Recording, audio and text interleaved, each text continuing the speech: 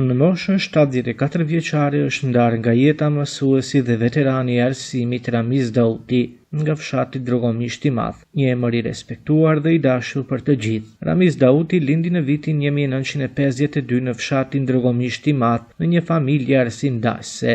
Shkollën fillore 4 vjeçare kreu në fshatin e tij të lindjes, ndërsa arsimin 8 vjeçar në Zajas. Në vitin 1967 u regjistrua në shkollën normale Zeflush Marku në Shkup, të cilën e përfundoi me sukses duke u diplomuar si mësues në vitin 1971. Pas diplomimit ai u ponsua në shkollën e fshatit Drogomisht i Madh, ku filloi rrugtimin e tij shumë vjeçar në shërbim të arsimit. I përkushtuar ndaj dijes dhe zhvillimit profesional, Ramiz Dauti vazhdoi studimet në Fakultetin Pedagogjik në Shkup, të cilat i përfundoi brenda afatit të caktuar. Më pas vazhdoi edhe studimet pas universitare, duke magjistruar në Fakultetin Filozofik në Shkup në drejtimin menaxhment në arsim.